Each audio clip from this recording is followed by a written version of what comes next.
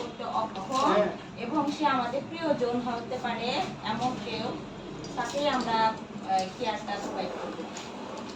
যে নিজের কাজ নিজে করতে অক্ষম, যে ব্যক্তি নিজের কাজ নিজে করতে অক্ষম, আমাদের প্রিয়জন হতে পারে, সেই ব্যক্তি, যে ওই ব্যক্তি আমাদের প্রিয়জন হতে পারে, আমার আত্মীয় স্বজনের মধ্যে হতে পারে। হ্যাঁ, ওই ব্যক্তিকে আমরা কেয়ার দেওয়াটা হচ্ছে যে কেয়ার গিভারের কাজ। হ্যাঁ, ওই সমস্ত ব্যক্তিকে কেয়ার দেওয়া হচ্ছে যে কেয়ার গিভারের কাজ। বেশিরভাগ ক্ষেত্রে বাসাতে একটু করে বাকি ছিল, এই কেয়ারটা বাড়িতেই দিতে পারে। তাহলে এখন দেখেন, এখন এখানে আমরা যে থিওরিগুলো পড়ছি, হ্যাঁ, এই থিওরির সাথে আমাদের প্র্যাকটিক্যালের যে সম্পর্কটা ওটা ওতপ্রোতভাবে জড়িত, তাই না?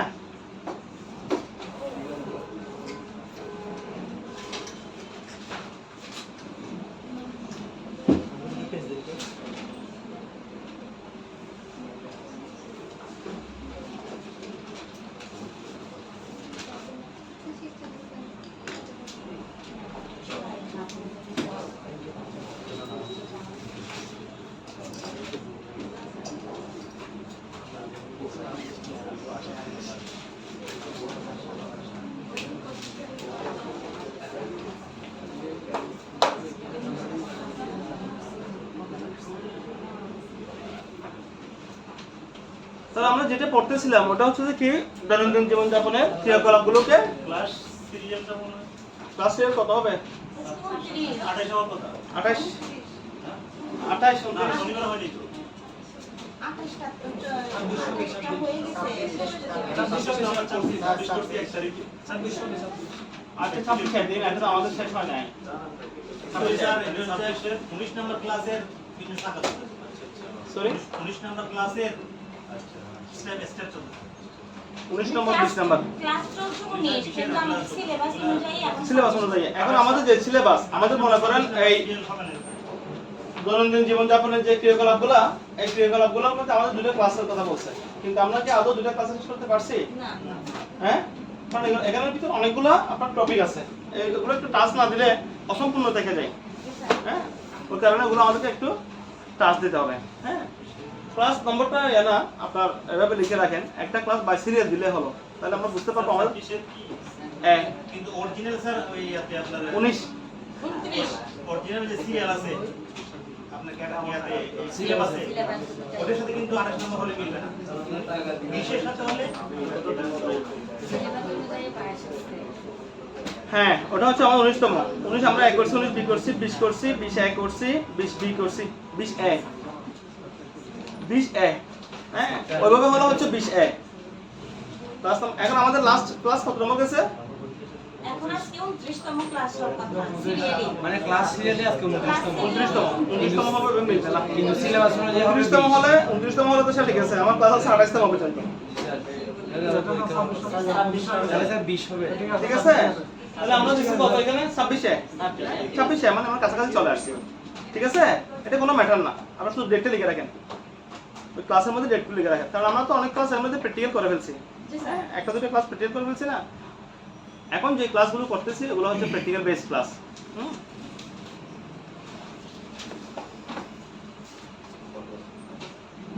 আচ্ছা, আমরা কি ওরাল হাইজিন মেইনটেইন করতে পারবে? ওটা পড়ছিলাম, জি স্যার। জি। ওরাল হাইজিন আমরা পারবো মেইনটেইন করতে পারবো? টয়লেটিং এর সহায়তা করতে পারবো?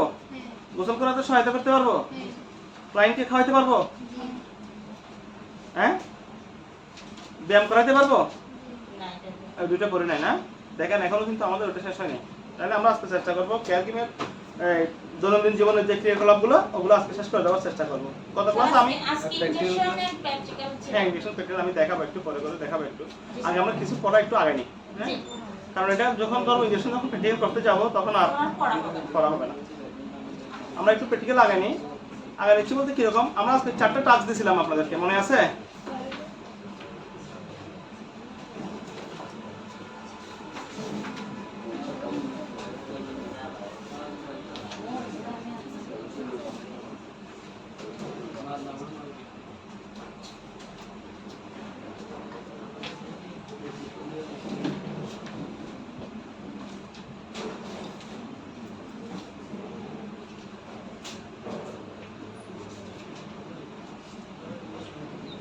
জব সিট যেগুলো 7.2, হ্যাঁ 7.2 তে দিছিলাম, একটু দেখে আসতে বলছিলাম আপনাদেরকে।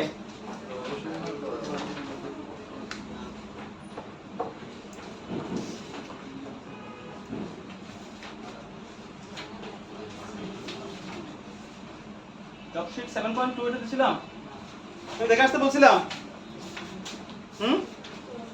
বলছিলাম, কেউ দেখে নাই। 7.1 6.1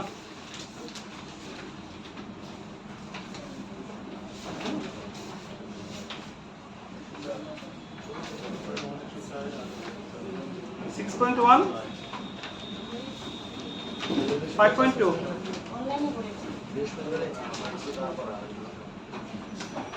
5.1 5.2 এবং 6.1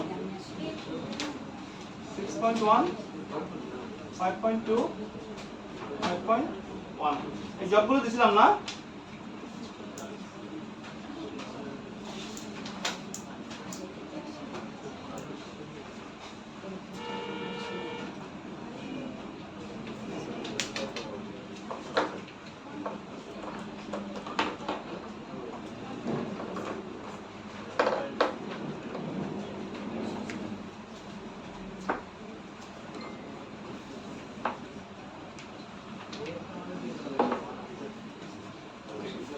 আপনারা এগুলো কি একটু দেখে আসছিলেন কেউ? স্যার হুইল চেয়ারিং এ কিভাবে রোগীকে মানে ওঠানামা যেটা ওদেরকে আমাদের যদি প্র্যাকটিক্যালি করার সাথে মিল করে অ্যাক্টিং আকারে যদি এখন আপনারা তো ইনজেকশন করলে আজকে ওটা আর করতে পারবেন না, দুটো প্র্যাকটিক্যাল একসাথে হবে না। এখন কি ইনজেকশন করবেন নাকি ওটা করবেন? ইনজেকশন করলে ভালো হবে না, ইনজেকশন করলে আমরা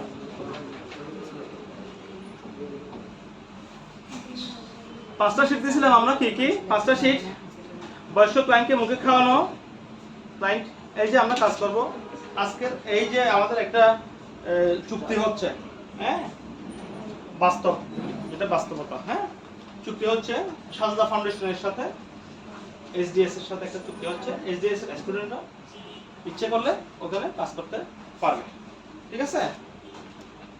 হ্যাঁ, তাহলে কাজ করতে গেলে আপনি যখন কাজ করতে যাবেন তখন আপনাকে এই বিষয়ের উপর দক্ষ হতে হবে। কোন বিষয়ের উপর? খেয়াল দিবার উপর। যে বিষয়টা আপনি পড়াশোনা করতে আসছেন ওই বিষয়ের উপর দক্ষ হতে হবে। এখন দক্ষ মানুষ একদিনে হয় না, করতে হবে একদিনে দক্ষ হবে। একবার আমি একটা স্কুলে দেখলাম, এটাই বললাম, দক্ষ হতে পারবো না। কাজ করতে করতে মানুষের ভিতরে একটা কি দক্ষতা আসে, হ্যাঁ প্র্যাকটিস করতে হবে, বারবার করে প্র্যাকটিস করতে হবে। যত বেশি প্র্যাকটিস করব অত বেশি সাকসেস হব, তাই না? আচ্ছা, তাহলে আমরা বলছিলাম কি 5.1 এ বলছিলাম কি আমরা বয়স্ক ক্লায়েন্টের মুখে খাওয়াইতে পারা, বয়স্ক ক্লায়েন্টকে মুখে খাওয়াইতে পারা 5.1। হ্যাঁ, তো একজন বয়স্ক রোগীকে যদি আমি মুখে খাওয়াইতে যাই তাহলে আমরা কেমনে খাওয়াইতে পারি? হ্যাঁ, পেজ 78।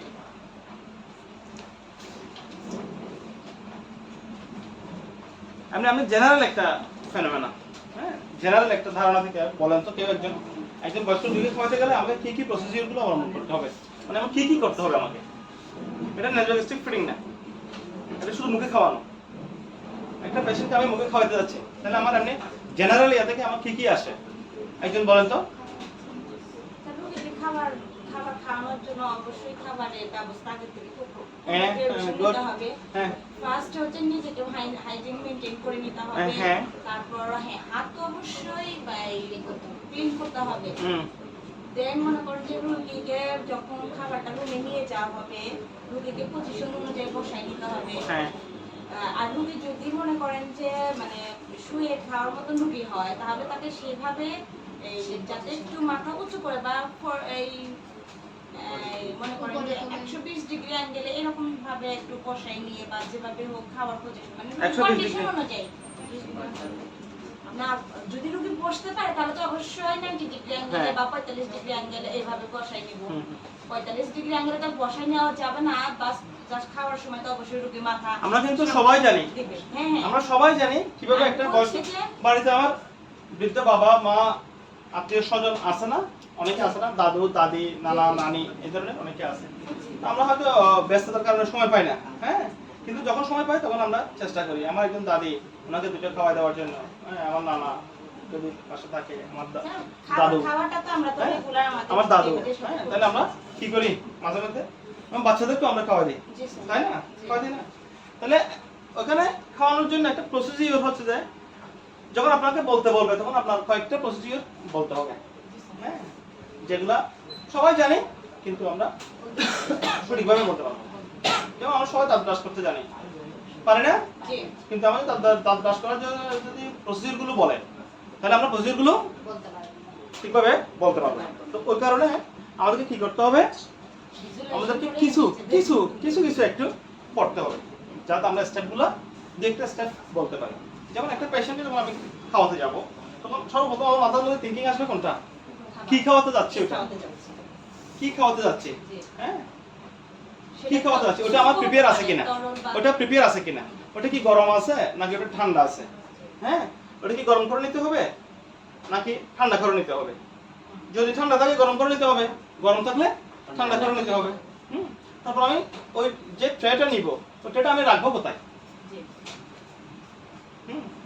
তারপর হচ্ছে যে পেশেন্টের খাবার মুড আছে কিনা, আমি যে পেশেন্টকে খাওয়াতে যাচ্ছি, হ্যাঁ, উনি খাওয়ার ওনার আগ্রহ আছে কিনা, খাওয়ার আগ্রহ আছে কিনা, বা টাইম ওনার টাইমটা হয়েছে কিনা।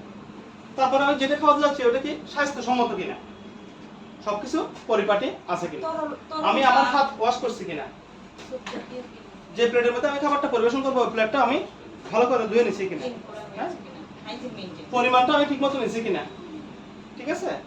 তারপর তাওয়াল লাগবে, চামচ লাগবে, হ্যাঁ। তাহলে এখানে কি বলছে, বইয়ের পাশাতে কি বলছে আমরা একটু দেখি।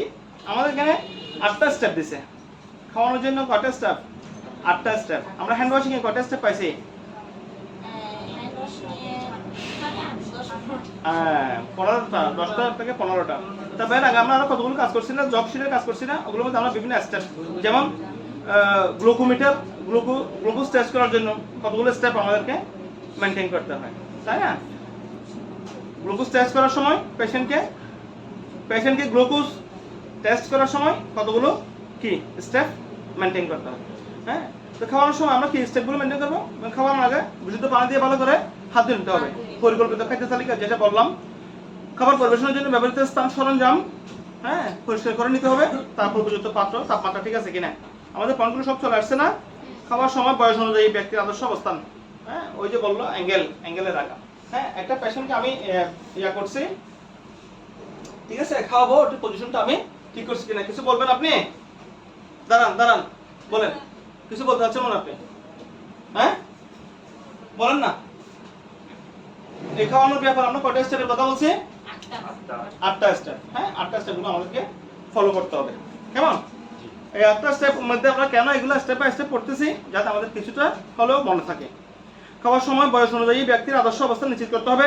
উপযুক্ত পাত্রে বিশুদ্ধ পানি ব্যবহার করে ভালোমতো ধুয়ে খাবার পরিবেশন করতে হবে। খাওয়া শেষে উচ্ছিষ্ট অংশ ঢাকনাযুক্ত ময়লা রাখার ঝুড়িতে ফেলে দিতে হবে। এটা তো আমরা সবাই জানি, নিজের হাত বিশুদ্ধ করে দিতে হবে। এই যে 8টা স্টেপ, হ্যাঁ, 8টা স্টেপের মধ্যে 5টা স্টেপ বা 4টা স্টেপ হচ্ছে খুব ইম্পর্টেন্ট। কি কি? প্রথম হচ্ছে যে কি বিশুদ্ধ পানি এবং সাবান দিয়ে হাত ধুয়ে ফেলতে হবে। আমি ওকে খাওয়াবো, আমার হাতটা যদি না ধুই তাহলে আমার কাছ থেকে জীবাণু ওর মধ্যে পাস হতে পারে, সেই কারণে আমাকে হাতটা আগে ধুয়ে ফেলতে হবে। তারপরে খাদ্য তালিকা অনুযায়ী খাবার সরঞ্জাম, খাদ্য তালিকা অনুযায়ী আমার পেশেন্ট কি খাবার পাচ্ছে ওটা অনুসারে কি করতে হবে, খাবারটা রেডি করতে হবে। তারপর হচ্ছে খাবার পরিবেশনের জন্য ব্যবহৃত স্থান এবং সরঞ্জাম, কোথায় খাবে, কোন জায়গায় খাবে, কি বিছানায় বসে খাবে, বেডের মধ্যে খাবে, নাকি ট্রেনের মধ্যে খাবে, নাকি আমি চেয়ার ব্যবস্থা করবো, টেবিলের ব্যবস্থা করবো, হ্যাঁ। ওটার উপর ডিপেন্ড করে কি হবে, সরঞ্জাম পরিষ্কার নিতে হবে। তারপর তাপমাত্রা ঠিক রাখতে হবে, হ্যাঁ, উপযুক্ত তাপমাত্রা ঠিক রাখতে হবে।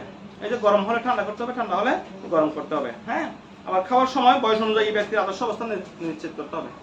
বয়স অনুযায়ী ব্যক্তির আদর্শ অবস্থান নিশ্চিত করতে হবে, হ্যাঁ।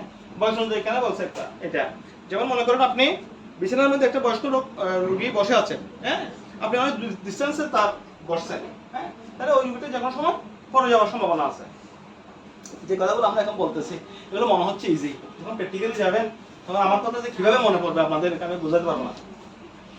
প্র্যাকটিক্যালি গেলে মানে আমার কথা আমাকে যে প্রতি মুহূর্তে মুহূর্তে স্মরণ করবেন, হ্যাঁ এটা আমি বলতে পারবো। হ্যাঁ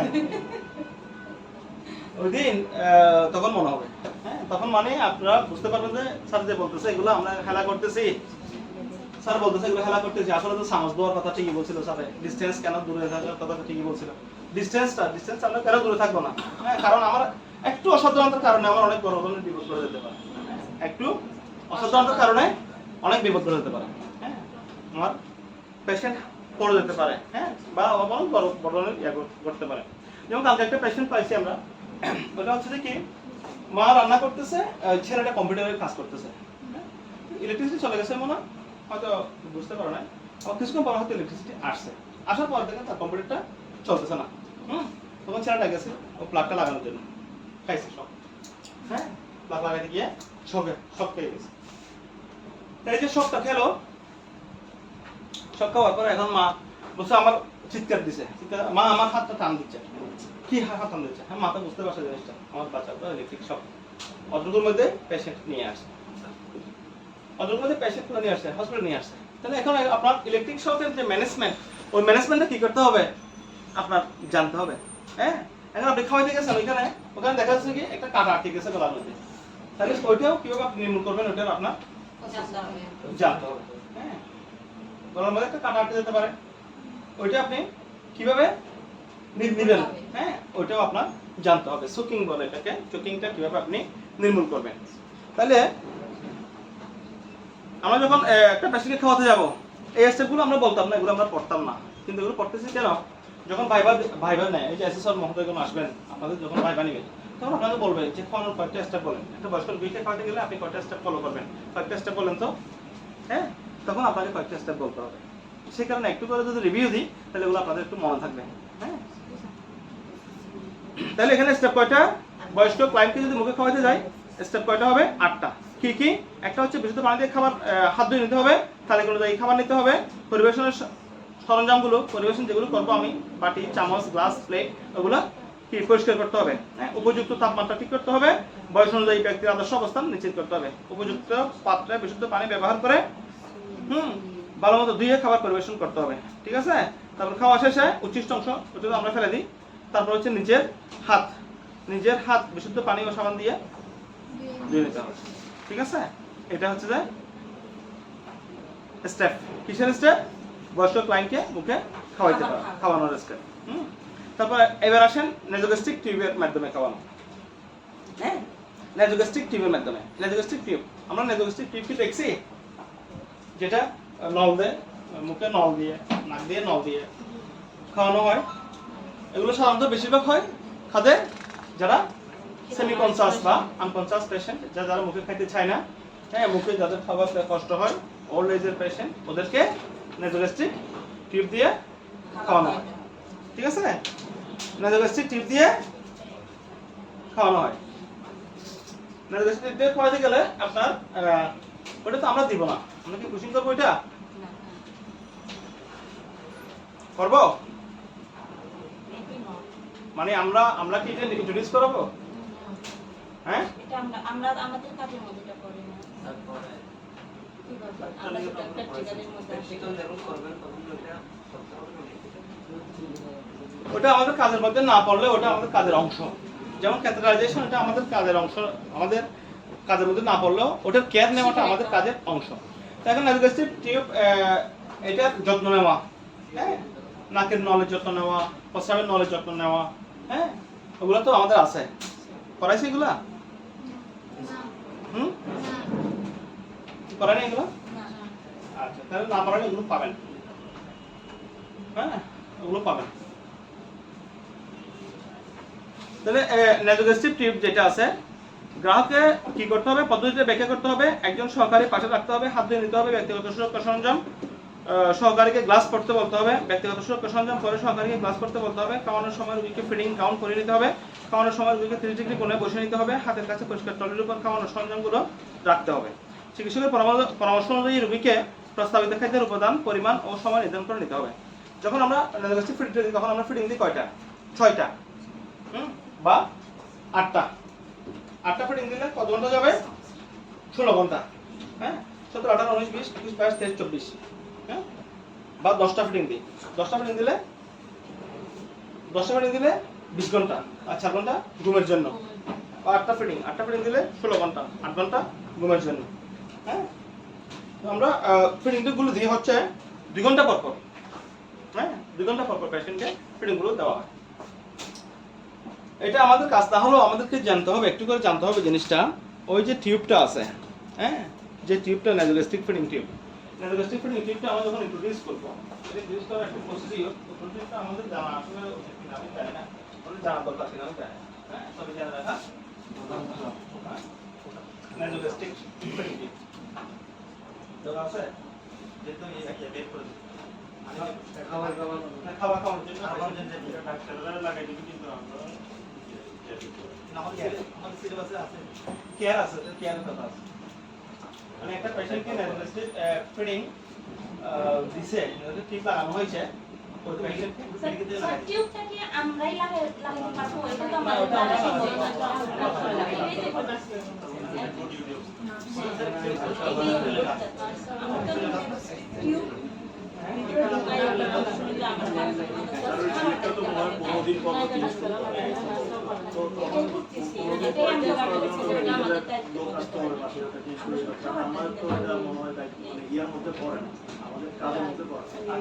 কাজের মধ্যে করুক বা না করুক, কিন্তু আমাদের জেনে রাখা দরকার। জেনে রাখা দরকার বলতে কি জন্য, এই যে নাইজোগ্যাস্ট্রিক ফিডিং টিউবটা আমরা যখন লাগাবো তখন আমি গতবার প্র্যাকটিক্যালে দেখাচ্ছিলাম এটা কিভাবে আমরা লাগাবো। হ্যাঁ ওই টিউবটা সাধারণত 1 মিটার লম্বা হয়, 1 মিটার। 1 মিটার সমান কত ইঞ্চি? 1 মিটার সমান কত ইঞ্চি হবে? মিটার সমান কত ইঞ্চি? হ্যাঁ ইঞ্চিতে এখন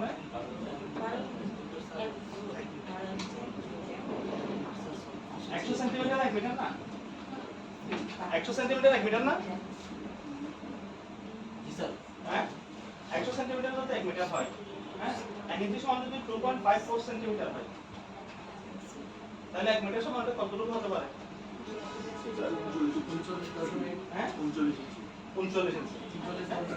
হ্যাঁ 39, হ্যাঁ 1 মিটার সমান হচ্ছে 39 ইঞ্চি। 39 মানে হচ্ছে আপনি 2.54 দিয়ে একসাথে ভাগ করছেন না? হ্যাঁ 39.37 ইঞ্চি। 39 ইঞ্চি। 39 ইঞ্চি হলে কতটুকু হতে পারে? 3 হাতের 2 হাতের কত ইঞ্চি? 1 হাত 18 ইঞ্চি। 18 কোনো 36, 2 হাতের একটু বেশি, 2 সামথিং, 2 হাতের একটু বেশি। তাহলে হিসাব পুরো 2 হাতের একটু বেশি আমাদের চলে আসলো, তাই না? নাইজোগ্যাস্ট্রিক টিউব দেখছেন আপনি কখনো? নাইজোগ্যাস্ট্রিক টিউব দেখছেন? এখানে চিত্র নাই।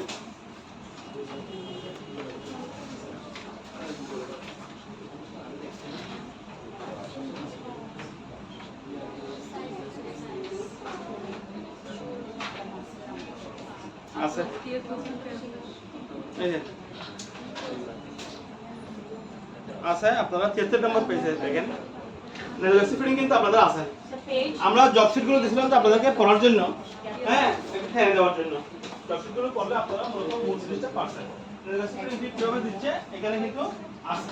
হ্যাঁ তাহলে আমাদেরকে লাগাতে হবে। এটা পেজটা 73। হ্যাঁ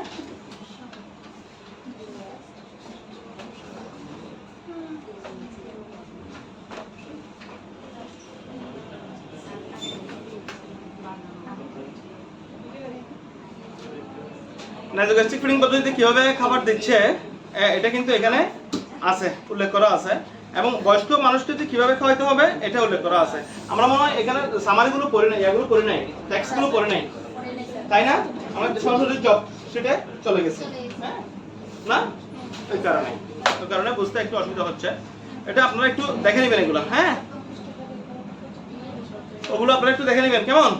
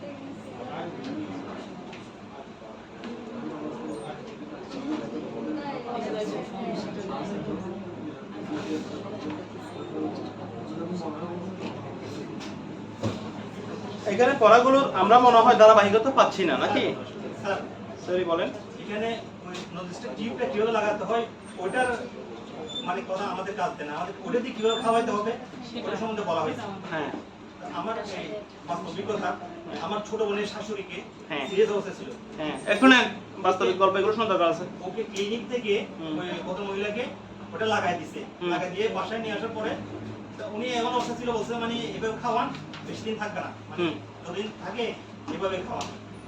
তো এভাবে ওরা খাওয়াইতে দেখলাম স্বামী স্ত্রী দুজনে ওই খাওয়ানোর সময় নজরটা দিয়ে মানে খাওয়াইতো, লিকুইড বানাইয়ে ওটা দিয়ে টিউবটা দিয়ে দিত, তারপর উনি কিন্তু ভদ্র মহিলা এখন মহিলা বেঁচে আছে, 4-5 মাস আগের কথা, এখন সুন্দরভাবে বসে চলাফেরা করতেছে আলহামদুলিল্লাহ। মানে তারা বলছে যে মানে চলে যাবে, প্যারেন্ট চলে যাবে।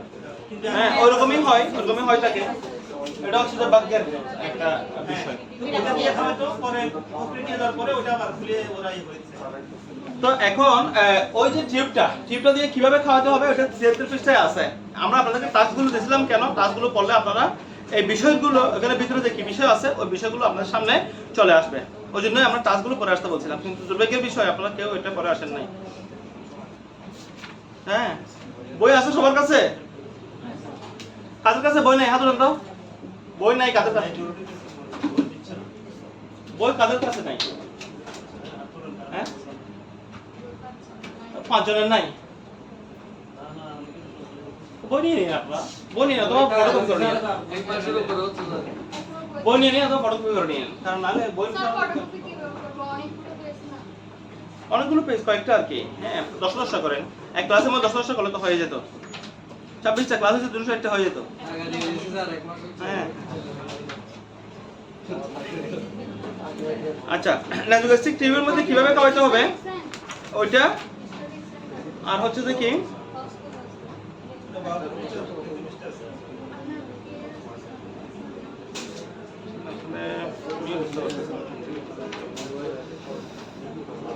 ন্যাজোগ্যাস্ট্রিক টিউবের মধ্যে কিভাবে খাওয়াতে হবে। হ্যাঁ এখানে একটা চিত্র দেওয়া আছে 73 পৃষ্ঠায়, দেখেন আপনারা। ওই চিত্রটার মধ্যে কি বলা হচ্ছে, প্রথমে বলছে গ্রাহককে পদ্ধতি ব্যাখ্যা করতে হবে। ন্যাজোগ্যাস্ট্রিক টিউবে যে খাওয়াবেন ওই পদ্ধতিটা গ্রাহককে ব্যাখ্যা করতে হবে। একজন সহকারী পাশে রাখতে হবে, হাত ধরে নিতে হবে, ব্যক্তিগত প্রশংসা করে সহকারীকে ক্লাস করতে হবে। খাওয়ানোর সময় রোগীর ফিডিং গাউন পরে নিতে হবে। খাওয়ানোর সময় রোগীকে 30 ডিগ্রি কোণে বসে নিতে হবে, হাতের কাছে পরিষ্কার ট্রলির উপর খাওয়ানোর সময় যখন রাখতে হবে। চিকিৎসকের পরামর্শ অনুযায়ী প্রস্তাবিত খাদ্যের উপাদান, পরিমাণ ও সময় নির্ধারণ করে দিতে হবে। হ্যাঁ এগুলো বইতে আছে, এগুলো বইতে আপনারা সবাই পড়লে পারেন, ঠিক আছে।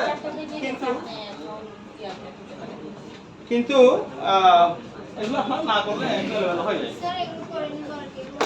এগুলো একটু করে নিন। হ্যাঁ তাহলে এখন কি ইনজেকশনে চলে যাবো? সবাই ইনজেকশনের জন্য এত অস্থির কেন? শিখার জন্য। আচ্ছা ইনজেকশন থেকে কি শিখতে চাচ্ছেন আপনারা বলেন?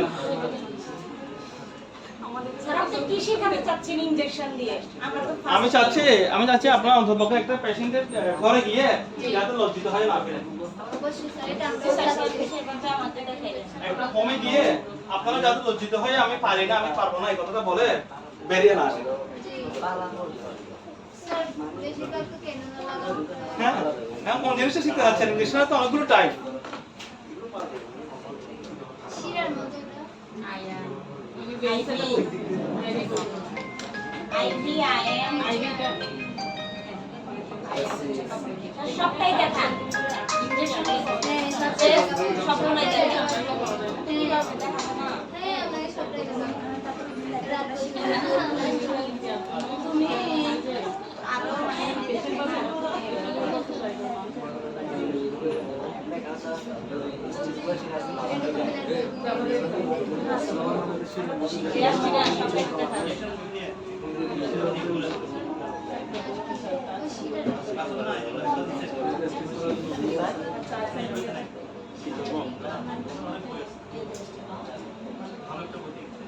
আচ্ছা কি ইনজেকশন মারবেন আপনারা রোগীকে প্রথমে স্যার আমাদের কেয়ার গিভার হিসেবে যখন আমরা কাজে যাব আমাদের কি কি ইনজেকশন দেওয়া লাগতে পারে আমাদের সেই বেসে সবগুলাই দেখা সবগুলো পারে। এখন একটা ইনজেকশন একটা তো স্টেপ বাই একটা স্টেপ সাবজেক্ট জি জি স্যার স্যার ইনজেকশন দিতে গেলে প্রথমে কিসের কথা আসবে একটা সিরিঞ্জের কথা আসবে একটা সুইয়ের কথা আসবে তাহলে একটা সিরিঞ্জ একটা সুই হ্যাঁ জি। এটা দিয়ে তো ইনজেকশন শুরু জি এটা দিয়ে শুরু এবং এটা যদি আমি ফুল প্রয়োগ করি এখানে শেষ আবার শুরু দিলে জীবন স্টার্ট তাহলে এটাতে জন্ম এটাতে কি মৃত্যু ওরকম না এটাতে চাকরি হয় ভালো ডেভেলপমেন্ট করতে যারা আমি যখন প্রথম চাকরিতে গেছি তখন আমাকে একটা প্রশ্ন করছে ফার্স্ট ইন্টারভিউ আমার লাইফের ফার্স্ট ইন্টারভিউ লাইফের ফার্স্ট ইন্টারভিউ প্রথমে একটা প্রশ্ন করছে আচ্ছা আপনাকে যদি মনে করে 2 বছরের একটা বাচ্চাকে একটা খেলা করতে পারবেন স্যার 2 বছর কেন 2 দিন থেকে 100 বছর হ্যাঁ একটা পড়াশোনা করেছে এটা হচ্ছে যে 2004 সালে 31 ডিসেম্বর 2004 সালে 2004 সালে 31 ডিসেম্বর আমি ইন্টারভিউ দিতে গেছিলাম 31 ডিসেম্বর হ্যাঁ ওই প্রশ্নটা করছে করার পর আমাকে আপনার প্রশ্ন করবেন আপনার প্রশ্ন করবেন ইচ্ছা এবং 1 তারিখ আমি প্ল্যান করছি মানে একদিন পরে প্ল্যান করছি স্যার আপনি তো অনেক সুন্দর কনফিডেন্টলি অ্যানসার প্রশ্নটা কি ছিল 2003 সালে 31 ডিসেম্বর 2004 সালের 1 জানুয়ারি আমি জয়েন করছি এখানে প্রশ্নটা কি ছিল প্রশ্নটা ছিল যে কেমন 2 আপনার বছরের বাচ্চাকে 2 কেমন বছরের বাচ্চাকে মানে আপনাদের যদি একটা 2 বছরের বাচ্চা দিই হ্যাঁ 2 বছরের বাচ্চাকে কি ঠান্ডা করতে পারবেন তখন আমি আনসার দিয়েছিলাম যে কি 2 দিন থেকে 100 বছর পর্যন্ত পারবো স্যার হ্যাঁ কমপ্লিট ছিল পারবেন না স্যার 100 করবে না 100 করতে মানে তো বেশি খুশি আজকে 2 বছরটা পারবে সে 2 দিন থেকে 100 বছরটাই পারবে কারণ হচ্ছে কি তাহলে যেখানে 2 বছর সাইজ আমার রিকোয়ারমেন্ট সেখানে আমি 2 দিনের বাচ্চাকে পাবো বলছিলাম তাহলে এটা তো আমাদের একটা প্লাস পয়েন্ট ছিল তো ওটা আমরা আলোচনা প্লাস পয়েন্ট ছিল ওই সমস্ত জবের মধ্যে আপনি যখন আপনি জবের জন্য যাবেন হ্যাঁ তখন আপনাকে জিজ্ঞেস করবে আপনি কি আমার বাবা পায়খানা করে পরিষ্কার করবেন টেস্ট করেছেন হ্যাঁ আমার থাকবো না আমার তো থাকবো না হ্যাঁ আমার বাবা পায়খানা করতেছে আপনি কি দেখতে পারেন আপনি কি মানে জ্ঞান দিতে পারবেন হ্যাঁ তখন আপনাকে একটু বলতে হবে না বললে তো জব যদি করার ইচ্ছে থাকে তাহলে আপনাকে কি করতে হবে স্যার অবশ্যই পারবো আমি ধরে করার জন্য আসছি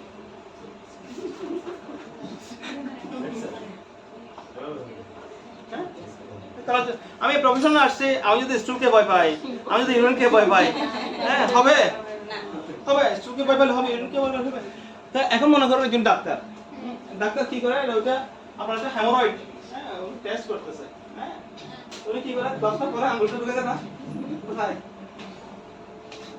পায়খানা আছে দিয়ে তারপরে পেঁচিয়ে নিয়ে আসে না আঙুলটা গ্লাস করা আছে হ্যাঁ তাহলে আমার কি আমার তো লজ্জা লাগা কি আছে তো আমার তো কি আছে করে না এখানে যারা কাজ করে কেউ কাজ করে এখানে ক্লিনিকে বা কোথাও অনেকে কাজ করে না দেখছো তুমি কাজ করছো দেখছো দেখো না অনেক সময় টেস্ট করে না বিছানায় শুয়েতে বলে শুয়ে গ্লাস পরে আঙুল দিয়ে দিচ্ছে ঠিক আছে আপনাদের বের করে নিয়ে আসছে অনেক সময় দেখা যাচ্ছে কি মানে যন্ত্রণায় কাতরাচ্ছে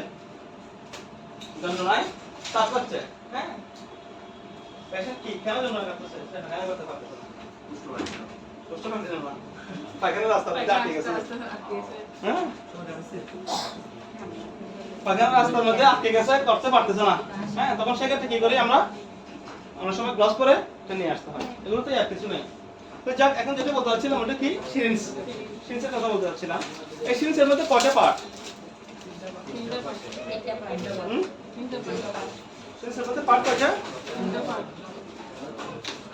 কয়টা পার্ট বলছিলাম কালকে ওইদিন বলছিলাম না কয়টা পার্ট তিনটা পার্ট কি কি একটা হচ্ছে যে নিডেল একটা হচ্ছে নিডেল এটা আমি দিই আমি চারটা পার্ট নিডেল উইথ কভার ঠিক আছে নিডেল উইথ কভার তারপর হচ্ছে কি একটা ব্যারেল হ্যাঁ এটা হচ্ছে ফ্লেঞ্জার ফ্লেঞ্জার আর ফ্লেঞ্জারের স্যার আমি দেখছি না কোনটা ফ্লেঞ্জার এটা ব্যারেল একটা ব্যারেল একটা ফ্লেঞ্জার আর একটা রাবার হ্যাঁ এটা নিয়ে আমার সংসার ফ্লেঞ্জার কোনটা স্যার ফ্লেঞ্জার হচ্ছে না এটাই স্যার এটা পিস্টনও বলা হয় নাকি হ্যাঁ পিস্টন বা ফ্লেঞ্জার হ্যাঁ এটা ব্যারেল আর একটা কি নিডেল উইথ কভার তিনটা পার্ট কয়টা পার্ট তিনটা পার্ট হ্যাঁ তাহলে এই তিনটা পার্ট কিন্তু আমরা জানি হ্যাঁ এখন সিরিজটা আমি ইনজেকশনটা দিতে গিয়ে অনেকে কি করে মারছে দুটোটা তাহলে কি হবে তাহলে এটা ব্যারেল আর এটা হচ্ছে ব্যারেল ফ্লেঞ্জার ফ্লেঞ্জার হ্যাঁ ফ্লেঞ্জার PHALNGER ফ্লেঞ্জার হ্যাঁ আর আরটা হচ্ছে কি রাবার ঠিক আছে আরটা হচ্ছে যে নিডল উইথ কভার তিনটা পার্ট ইজি একদম ইজি জিনিস হ্যাঁ তিনটা পার্ট তাই না কয়টা পার্ট এই তিনটা part plunger with rubber plunger barrel আর নিডল তো এখন এখানে আমরা বলতে স্যার আমাদের একটু শেখান কি শেখাবো মানে হাউ টু ইন্ট্রোডিউস ইনজেকশন তো ইনজেকশন কয় রকম আছে আমরা যখন ইনজেকশন দিতে যাই তখন ইনজেকশন কয় রকম আছে ওদিন বললাম না কি কি আইভি আইএম আইডি ইনজেকশন ইনজেকশনের মধ্যে প্রকারভেদ কয়টা হ্যাঁ চার রকমের কি কি আইএম আইভি সাবকিউটেনাস হ্যাঁ আর আইডি ইন্টারনাল ওদিন বলছিলাম না আচ্ছা যখন আমরা আইএম মারতে যাব আইএম আমরা দুটো জায়গার মধ্যে আইএম দিব ছয় জায়গার মধ্যে কোনটা কোনটা এটা আপনাদের কেউ করলে হবে না তো মাসুলগুলোর নাম বলতে হবে যখন আমরা আইএম দিতে যাব আইএম দিতে গেলে দুটো জায়গায় দিব কোথায় ডেল্টায় আরটা হচ্ছে কি গ্লুটিয়াল একটা ডেল্টায়েড মাসল একটা গ্লুটিয়াল মাসল হ্যাঁ গ্লুটিয়াল মাসল কোনটা গ্লুটিয়াল মাসল এটা আমাদের পিছনের অংশে হ্যাঁ গ্লুটিয়াল মাসল এবং ডেল্টয়েড আইএম আর আইভি যখন আমরা দিতে যাব তখন এটা ইন্ট্রাভেনাস ঠিক আছে ইন্ট্রাভেনাস হ্যাঁ স্যার ইন্টারডার্মাল কি ইন্ট্রাএটিকুলার বলা হয়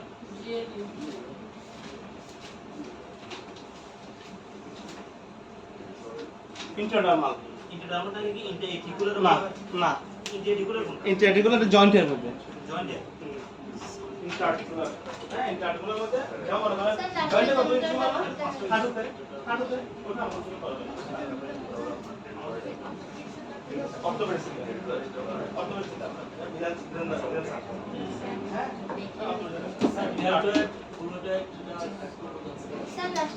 ডেল্টয়েড গ্লুটিয়াল ইন্ট্রাভেনাস সাবকিউটেনাস এবং ইন্ট্রাডার্মাল হ্যাঁ ডেল্টয়েড কোনটা ডেল্টয়েড হচ্ছে আমাদের বাহুতে এই বাহুর মধ্যে এই তিনটা ভাগ আছে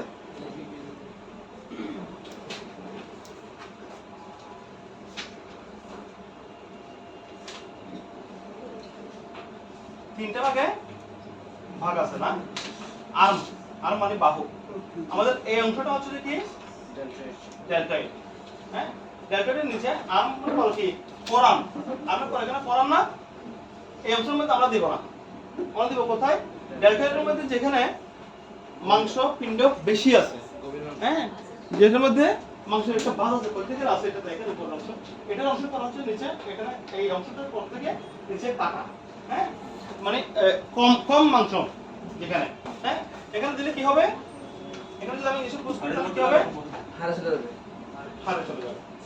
এখানে এসব পুশ করলে হাড়ের মধ্যে আঘাত পাওয়ার সম্ভাবনা আছে এবং এখান থেকে অ্যাবসেস হয়ে যাওয়ার সম্ভাবনা আছে, ঠিক আছে?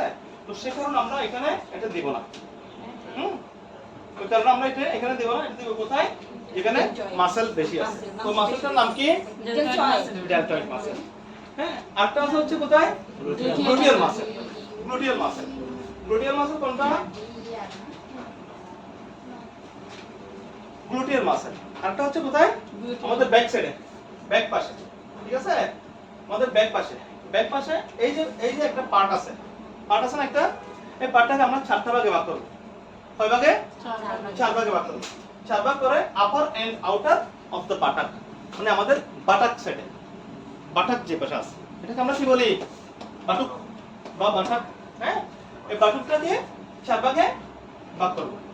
চার ভাগে ভাগ করে উপরের অংশ যেটা, এই উপরের অংশের মধ্যে আমরা কি করব, উপর অংশ বাহির সাইডে। হ্যাঁ, আপার এন্ড আউটার সবসময় খেয়াল রাখবেন, আপার সাইড এবং আউটার সাইড, আপার সাইড এবং আউটার সাইড, আপার আউটার, আপার আউটার, শুধু এটা মনে রাখলে হবে, আপার এবং আউটার সাইডের মধ্যে, আপার এবং আউটার সাইডের মধ্যে আমরা এখানে পুশ করব, ঠিক আছে? সবসময় মনে রাখতে হবে এখানে যে জিনিসগুলো পুশ করব ওগুলো সবসময় 90 ডিগ্রি অ্যাঙ্গেলে পুশ করব। কত ডিগ্রি অ্যাঙ্গেলে? 90 ডিগ্রি। 90 ডিগ্রি অ্যাঙ্গেলে। 90 ডিগ্রি আমার কতটুকু হবে? হ্যাঁ, সোজা একদম স্ট্রেট। এখানে 90 ডিগ্রি অ্যাঙ্গেলে, মানে একটা ইয়ার মধ্যে দেখেন এখানে 90 ডিগ্রি অ্যাঙ্গেল কতটুকু হবে? হ্যাঁ, স্যার গ্লুটিয়ালের মধ্যে যে ফোঁটা দিয়েছেন ওই অংশতে আমরা ইনজেকশন দেব। ইনজেকশন দেব। হ্যাঁ, আপার এন্ড আউটার সাইড, এটা শুধু মনে রাখতে হবে কি, আপার এন্ড আউটার সাইড এভাবে দিই, তাহলে আমাদের কি হবে না, আর ভুল হবে না। 90 ডিগ্রি অ্যাঙ্গেল হচ্ছে কোনটা, এইটা, ঠিক আছে? এইভাবে আমরা কোনো ইনজেকশন পুশ করব না, এভাবে ইনজেকশন পুশ করব কোনগুলো, যেগুলো আইডি সাবপিটাল আছে, আইডি এবং সাবপিটাল আছে, স্যার দেখতেছি না। আইডি এবং সাবপিটাল আছে, 30 ডিগ্রি তার 45 ডিগ্রি, 30 ডিগ্রি এবং 45 ডিগ্রি অ্যাঙ্গেলে দিব কোনগুলো, আইডি, আইডি ইন্ট্রাডার্মাল এবং সাবকিউটেনাস ইনজেকশনগুলো আছে ওইগুলো, ঠিক আছে? ইন্ট্রামাসকুলার নাকি? আর ইন্ট্রাভাস্কুলার গুলো দেব 90, I am 90 degree, IB sir. IB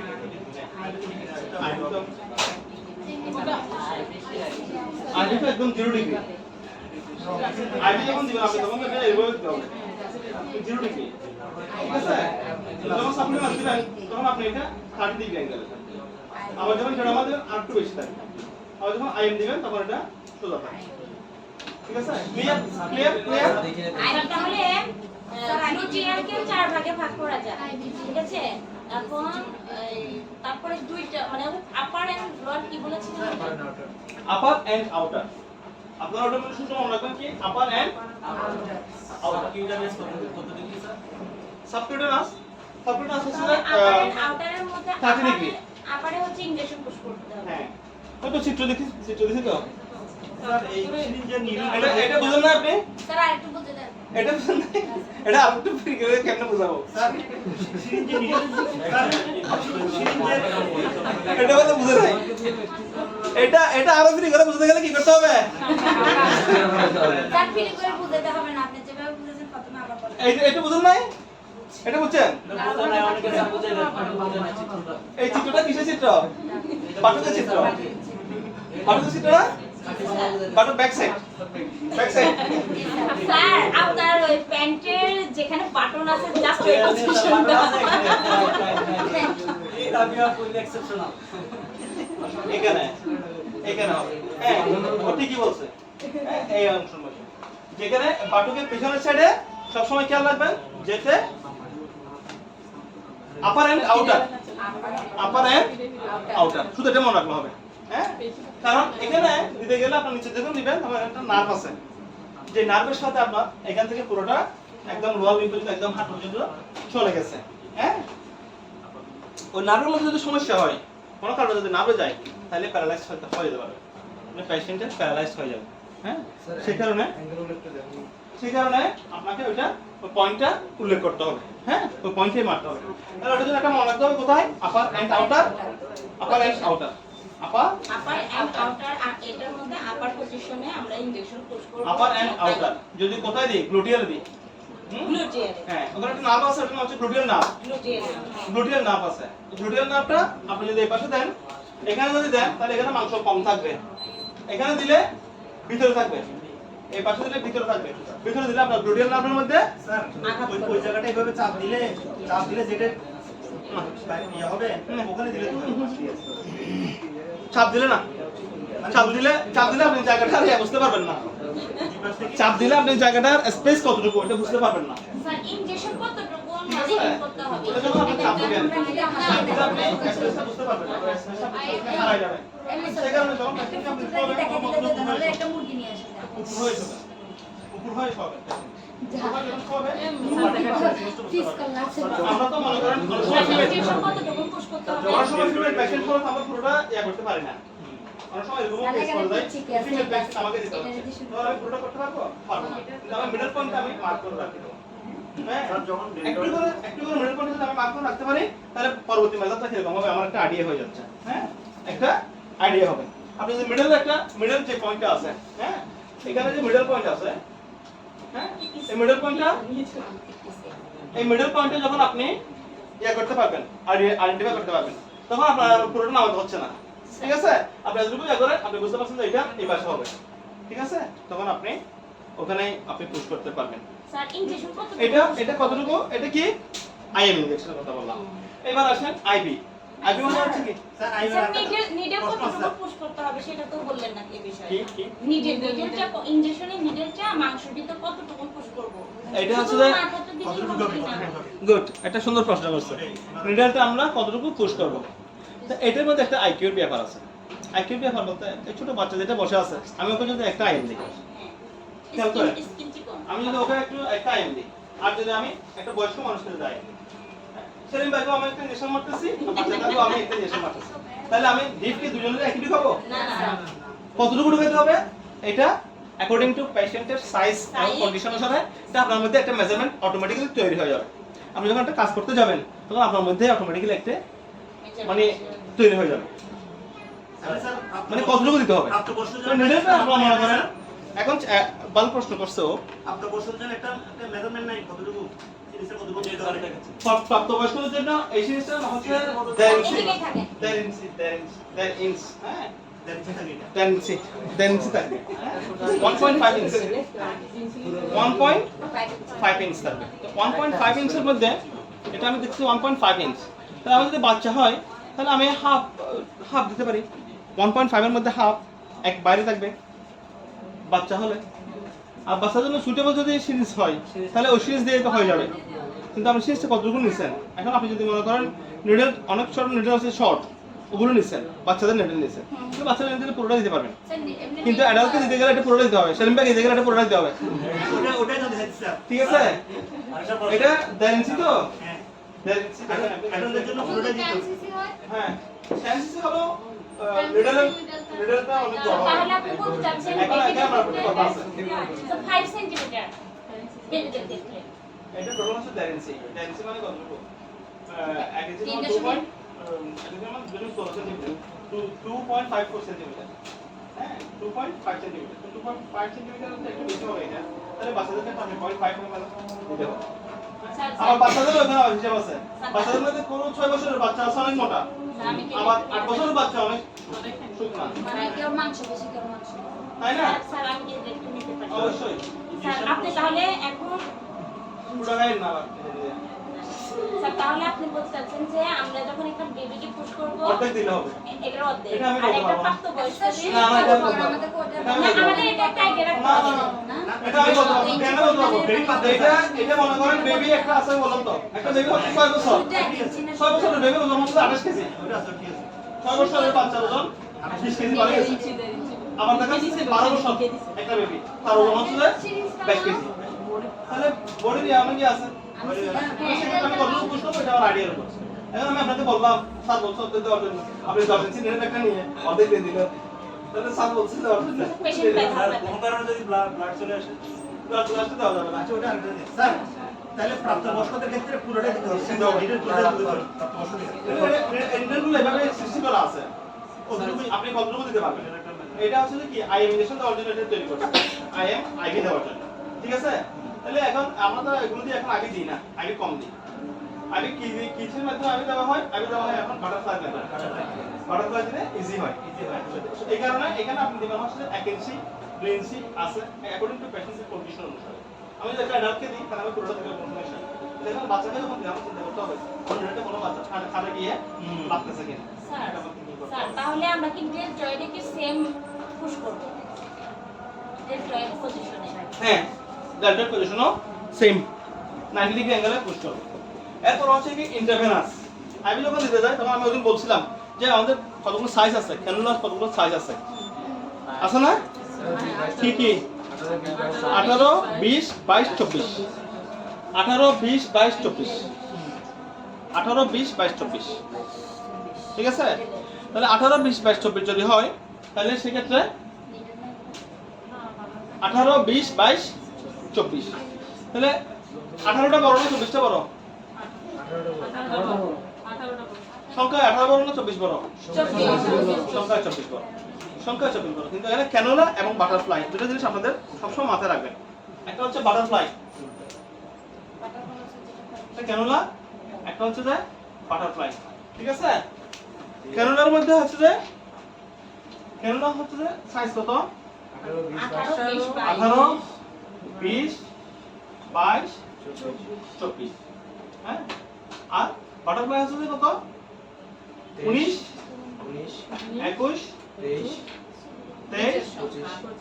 25। হ্যাঁ? এই সাইজটা হচ্ছে সাইজ। এটা জোর আর এটা বিজোড়। একটা জোর একটা বিজোড়। 18 হচ্ছে ক্যানুলা, হ্যাঁ? 18 হচ্ছে সবচেয়ে বড়, হ্যাঁ? আর এদিকে হবে কি? সংখ্যা বড়, বাটারফ্লাইয়ের ক্ষেত্রে সংখ্যা দ্বিতীয় বড়, এটা হবে ছোট। ঠিক আছে? সাইজ হচ্ছে ছোট। আর ক্যানুলার ক্ষেত্রে হচ্ছে যে সংখ্যায় বড়, সাইজ ছোট। হ্যাঁ? এখানে 25, এটা ছোটটা। এর চেয়ে একটু বড় হচ্ছে 23, এর চেয়ে একটু বড় 21, এর চেয়ে সবচেয়ে বড় হচ্ছে 19 বাটারফ্লাইয়ের ক্ষেত্রে। আবার ক্যানুলার ক্ষেত্রে উল্টা। ক্যানুলার ক্ষেত্রে 18 এটা হচ্ছে তাহলে তো সবচেয়ে, আমরা বলতে পারি দুইটা সেম, মানে যত বড় সংখ্যা তত ছোট সাইজ না। হ্যাঁ এটা 18 হচ্ছে সবচেয়ে বড়। দুটো সেম কেমনে হবে? আমি এতক্ষণ তো দুটো সেম বলতেছি। একটা আটটা বিপরীত। ক্যানুলারটা বাট মানে ক্যানুলার বিপরীত, বাটারফ্লাই এটা বিপরীত। হচ্ছে যেমন এটা 25 সাইজের আর এটা 19 সাইজের। এখানে সংখ্যা কোনটা বড়? 25 বড়। কিন্তু কিন্তু ওটা ছোট সাইজ হবে। 19 বড়। হ্যাঁ সাইজ 19 বড়, 25 কিন্তু ছোট। হ্যাঁ আবার এখানে মধ্যে এর সংখ্যা কোনটা বড়? 24 24 বড়। এখানে কিন্তু 24 সাইজ ছোট। 24 সাইজ ছোট। কিসের ক্ষেত্রে? ক্যানুলার ক্ষেত্রে। 24 সাইজ ছোট। এটার পর হচ্ছে 22, তারপর 20, তারপর 18। 18 হচ্ছে সবচেয়ে বড়। হ্যাঁ? সবচেয়ে বড় ক্যানুলাটা হচ্ছে 18 সাইজের। এইজন্য 18 সাইজের ক্যানুলাটা আমরা দিতে চাই না। হ্যাঁ? আবার এখানে চারটা ক্যানুলা, চারটা রং, চারটা কালার। হ্যাঁ? যেমন 18 সাইজটা হচ্ছে গ্রিন কালার। 18 কি? Green colour. 20টা হচ্ছে কি colour? Pink colour. Pink colour. আর এটা হচ্ছে কি? এটা 22টা হচ্ছে কি? ব্লু। হ্যাঁ? আর 24টা হচ্ছে পিঙ্ক কালার। নীল। 24টা হচ্ছে কি? Yellow. Yellow. Yellow, blue, blue, pink, yellow, blue এবং পিঙ্ক আর গ্রিন। চারটা চার ধরনের কালার। ঠিক আছে? এটার ক্ষেত্রে একই রকম। হ্যাঁ? 24টা স্যার? 24টা ইয়েলো কালার। এটা কেন? এগুলো বিভিন্ন কালার করছে কেন? Green, pink, blue, yellow. হ্যাঁ?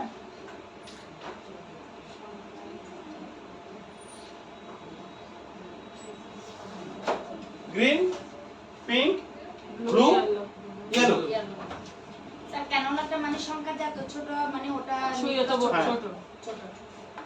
স্যার আইএম এর ইনজেকশনের সিরিজ যেটা নিরত হবে ওটা তো একই সাইজ হ্যাঁ ওটার সাইজ একই 20 না না আইএম এর সাইজ হচ্ছে তিনটা তিনটা আইএম এর সাইজ এর মধ্যে সংখ্যা যত বড় হবে আপনার 1 ml লাইন এটা হচ্ছে 2 ml মানে সংখ্যা যত বড় 2 ml 3 ml 5 ml 10 ml 10 ml পর্যন্ত থাকবে ঠিক আছে আমি এখন যে সাইজটা নিলাম এটা হচ্ছে 5 ml এটা লং এর মধ্যে সব সেম আই আমার দুটোর মধ্যে সেম হ্যাঁ নেডলের মধ্যে প্রায় একই তবে নেডলের মধ্যে একটু সরু এবং মোটা আছে ওগুলো এগুলো একটু চিকন নেডল এটা চিকন এটা হচ্ছে একটু বড় এটা হচ্ছে একটু বড় এটা হচ্ছে 10 ml 10 ml মধ্যে যেহেতু বুঝতে হবে যে 10 ml এর মধ্যে যেহেতু আমি ওয়াটার বেশি নিব হ্যাঁ বড় থেকে তাহলে এটা পাস হওয়ার সময় নেডলটা একটু মোটা লাগবে হ্যাঁ ওই কারণে ওটা নেডলটা একটু মোটা হ্যাঁ তাহলে আইএম দেওয়ার সময় আমরা চিন্তা করব সব সময় 2 ml এবং 3 ml ব্যবহার করার জন্য কত 2 ml এবং 3 ml স্যার তাহলে ক্যানোলা হচ্ছে 18 ছোট আর 24 বড় 18 ছোট বড় ক্যানোলার সময় মানে ছোট সংখ্যা ওটা মানে ছোট পাটাপালাটা বড় সংখ্যা ছোট শুনুন আপনারা যতই পড়িবেন ততই ভুলিবেন যতই পড়িবেন ততই ভুলিবেন আর যতই ভুলিবেন ততই শিখিবেন ক্যানোলা ছোট সংখ্যাটি বড় বড় হলে বড় বেশি বেশি করতে হবে তাছাড়া আমরা কিছুই করতে পারলাম না কথা বলতে বলতে সময় চলে গেল নষ্ট হয়ে হ্যাঁ, কিছুই করতে পারলাম না আমি চাইছিলাম তো আপনাদেরকে আরো কয়েকজন যারা বাকি আছে সিবিজি করে নাই সিবিজি পেটিএল করে নাই আরো কয়েকজন আছে না আরো কয়েকজন আছে ওরা আপনারা সিবিজিতে দয়া করে প্র্যাকটিক্যাল শিখে ফেলবেন যারা পারেন না যারা পারেন না এই আমি স্যারকে জিজ্ঞেস করতে না আমার জিজ্ঞেস করতে কি হ্যাঁ ক্যানোলাটা মানে স্যার সংখ্যা যত মানে ছোট নিডলটা এত ছোট না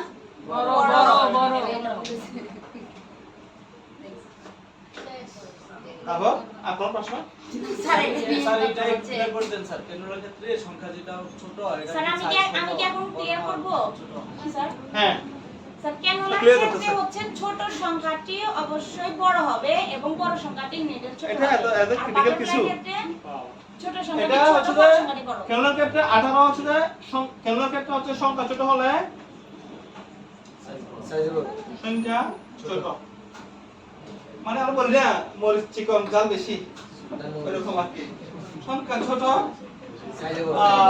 সাইজ বড় ক্যানোলার ক্ষেত্রে স্যার ক্যানোলার ক্ষেত্রে সংখ্যা ছোট সাইজ এটা হচ্ছে উল্টা আর ওটা হচ্ছে সিধা ভাবে কেনটা উল্টা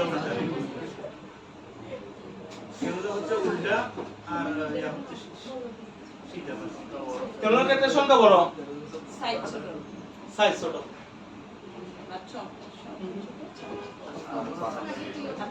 সংখ্যা বড় সাইজ ছোট ঠিক আছে তো সংখ্যা বড় সাইজ ছোট বাটারফ্লাই ক্ষেত্রে সংখ্যা বড় সাইজ ছোট সংখ্যা ছোট সাইজ বড় এখন দেখছেন আবার আমার তাহলে আমি তো সেম তো লিখছি সেম হয়ে গেছে সেম তো হলো এটাই তো আমি মানে আমি তো তাহলে প্রথমে শিখে লিখছি স্যার সেম তো আছে কিভাবে সেম হবে সেম তো সংখ্যা ছোট ছাড়া আপনি 18 নিচে বড় আর ছোট লিখে দেন তাহলেই হয়ে যাবে স্যার 18 নিচে বড় আর ছোট এই কথাটা লিখে দেন তাহলেই ক্লিয়ার সবাই কথা বলতে কিন্তু বুঝবে না সবাই কথা হচ্ছে 19 এর মধ্যে ভাষাটা দেখা বেশি কষ্ট হচ্ছে না বেশি কষ্ট হচ্ছে ব্রেন বেশি খরচ হচ্ছে হ্যাঁ স্যার 18 আর 19 এর মধ্যে পার্থক্য দেখা যায় 18 দুশমের পাশে গিয়ে তুমি বলো না ক্যানোলা যদি 18 হয় তাহলে এটা সাইজ বড় হবে আর বাটারফ্লাই না বাটারফ্লাই হবে সেটা ছোট হবে এটা তো তাহলে সংখ্যা বড় সাইজ তো বড় হচ্ছে আমি তো প্রথমে লিখে দিয়েছি এই কে চলে যাচ্ছে এখন আপনি বলেন অঙ্ক কাকে বলে আর সংখ্যা কাকে বলে কে বলতে পারবে অঙ্ক কাকে বলে আর সংখ্যা কাকে বলে 1 2 3 প্রথম থেকে 1 পর্যন্ত হ্যাঁ 0 থেকে 10 পর্যন্ত লেখা 9 পর্যন্ত 9 পর্যন্ত ওগুলো হচ্ছে সংখ্যা 0 থেকে 9 পর্যন্ত 0 থেকে 9 পর্যন্ত হচ্ছে যে সংখ্যা অঙ্ক স্যার ভুল তো হচ্ছে এখানে অঙ্ক স্যার 0 থেকে 9 পর্যন্ত হচ্ছে অঙ্ক অঙ্ক আর 10 এর থেকে উপরে হচ্ছে যে সংখ্যা সংখ্যা। এখানে আপনার সংখ্যা চিনতে হবে, অঙ্ক চিনতে হবে। হ্যাঁ, সংখ্যা কোনটা, অঙ্ক কোনটা, এটা চিনতে হবে। তাহলে এখানে আমি বলতেছি কি কেন না সংখ্যা বড় সাইজ ছোট। কেননার ক্ষেত্রে সংখ্যা বড়, সংখ্যা বড় মানে কত 24 মনে করেন সংখ্যা বড় একটা एग्जांपल দেন। 24 আচ্ছা এখানে কি 24 বড় না 18 বড়? 24 বড় সংখ্যা কথা বলতেছি আমি। 24 সংখ্যা এই সংখ্যা সংখ্যা এটা এই দুটোর মধ্যে কোনটা বড়? 24 বড়। এটা সাইজ ছোট হবে কেলের মধ্যে সংখ্যা যদি বড় হয় সাইজ ছোট হবে সাইজ কি হবে? ছোট হবে। তার মানে 24 হচ্ছে সবচেয়ে ছোট। বুঝতে পারছি? বুঝতে পারছি? জি স্যার যে বাটাফল করেন বুঝতে পারছি? আর কোনো কনফিউশন? এখন বাটার কেলের ক্ষেত্রে সংখ্যা বড় সাইজ ছোট। আর বাটারফ্লাইয়ের ক্ষেত্রে সংখ্যা ছোট সাইজ বড়। তাহলে সংখ্যা ছোট বলতে 19 হ্যাঁ, তারপর হচ্ছে কত? 19 হচ্ছে বড় হচ্ছে কত? 25। ঠিক আছে? তাহলে সংখ্যা ছোট 19 সাইজ। এখানে 19 আর 25 এর মধ্যে কোনটা বড়? সংখ্যায় কোনটা বড়? 25 বড়। সংখ্যায় 25 বড়। তাহলে আমার সূত্র কি? সংখ্যা ছোট। ছোট কোনটা? 19 আর 25 এর মধ্যে ছোট কোনটা? 19 ছোট। সংখ্যা ছোট সাইজ বড়। সংখ্যা ছোট সাইজ বড়। ক্লিয়ার? ক্লিয়ার? আচ্ছা।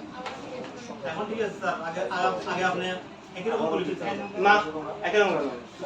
আমি লিখে দিছি না এটা। স্যার কিন্তু আমরা এটা লিখে দিছি কিন্তু বলা হলো তো সমস্যা। হ্যাঁ, সংখ্যা বড় সাইজ ছোট, সংখ্যা ছোট সাইজ বড়। এখন তো জিনিসটা ক্লিয়ার হয়েছে কি কারণে? এখন আপনারা এতদিন ধরে অঙ্ক আর সংখ্যা বুঝতেছেন না। সাইজে হ্যাঁ, অঙ্ক এখন কোনটা বুঝতে হবে। ঠিক আছে?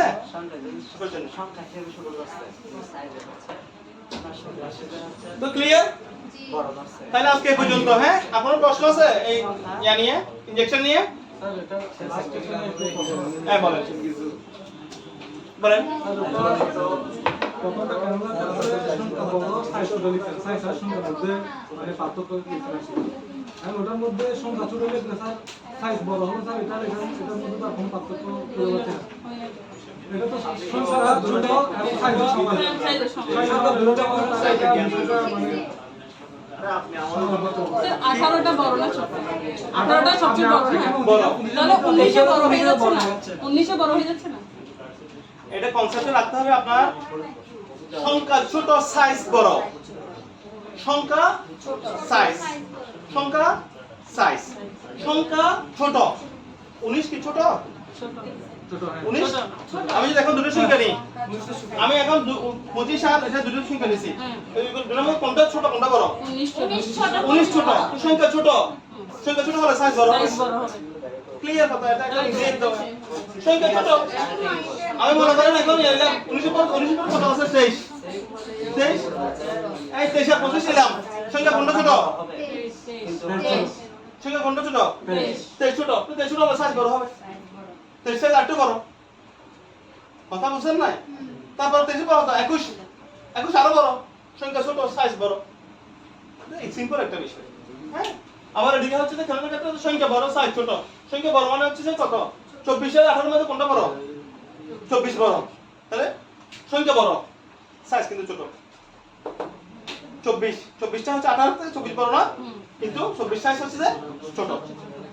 তাহলে ক্যানোলার 18টা কি? অনেক বড়। বড়।